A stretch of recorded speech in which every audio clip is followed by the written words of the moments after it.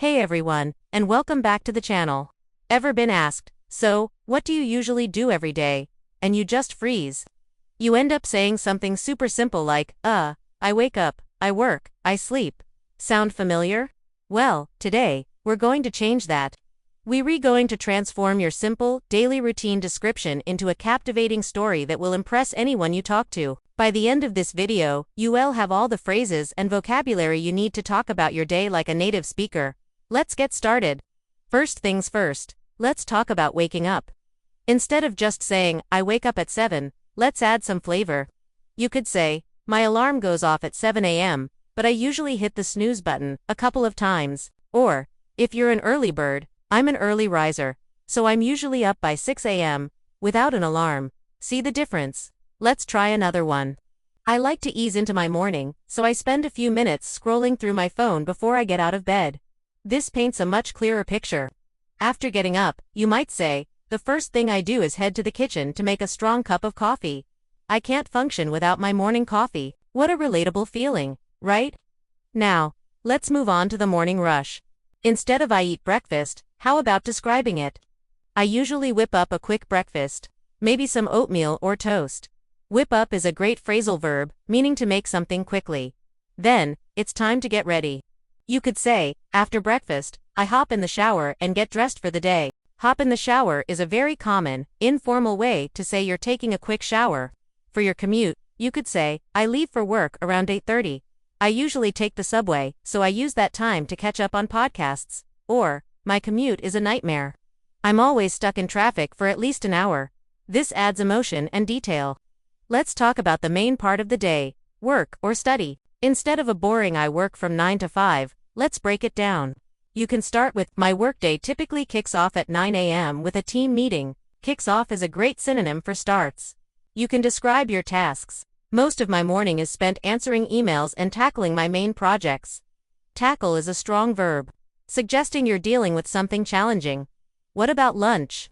Around 1 p.m., I take my lunch break. I usually pack my own lunch to save money, but sometimes I treat myself and grab a bite from a nearby cafe. Grab a bite is a casual way to say get something to eat. The afternoon can be a struggle, right?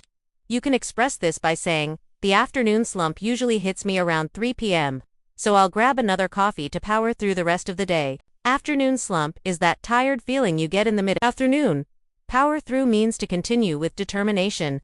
When the day is done, instead of I finish work, try I usually wrap up my work around 5:30 p.m. Wrap up is a fantastic phrasal verb for finishing something. Then, after work, I head straight to the gym to blow off some steam. Blow off some steam means to release stress. So, you're home. What now? This is where your personality really shines. Instead of I eat dinner and watch TV, let's make it more interesting. Once I get home, the first thing I do is change into some comfy clothes. For dinner, I might throw together a simple salad or heat up some leftovers. Throw together is like whip up, it means to make something quickly and without much fuss. What do you do to relax? To unwind, I love curling up on the sofa with a good book. Unwind means to relax. Curling up creates a cozy, comfortable image. Or maybe you're more social. A couple of nights a week, I like to catch up with friends. Either on a video call or we'll meet up for a quick drink. As the evening winds down, it's time to prepare for bed. You could say, before bed, I have a little nighttime routine. I like to do some light stretching and maybe journal for a few minutes to clear my head. This shows you're thoughtful and organized. Then, I try to turn off all my screens at least an hour before I go to sleep. This is great advice. By the way, finally, instead of I go to sleep, you can say, I usually hit the hay around 11 p.m. Or, I try to get to bed by 11 to make sure I get a good night's sleep. Hit the hay is a classic, fun idiom for going to bed. Now, let's put it all together into a short, flowing narrative. Listen to this. I'm an early riser, so my alarm goes off at 6:30. The first thing I do is make a strong cup of coffee to get me going. After a quick shower, I whip up some oatmeal before heading out the door. My workday kicks off at 9, and my morning is usually packed with meetings. Around 1, I grab a bite with some colleagues. The afternoon slump is real, so I need another coffee to power through until I wrap up at 5. After work, I head to the gym to blow off some steam. Once I'm home, I throw together a simple dinner and unwind by watching a show on Netflix.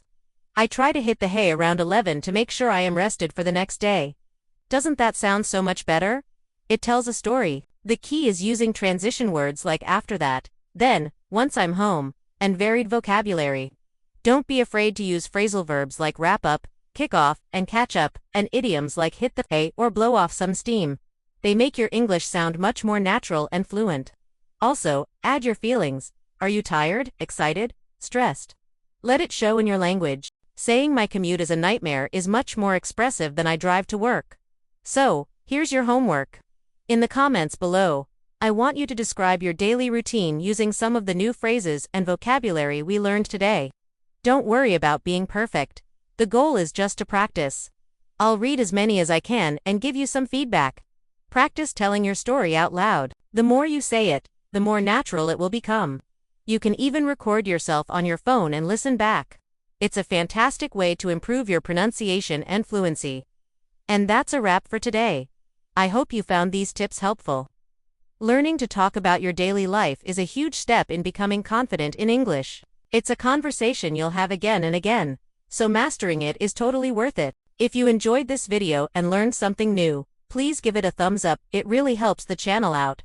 And don't forget to subscribe and hit that notification bell so you won't miss any of our future lessons. Thanks so much for watching, and I'll see you in the next one. Bye for now.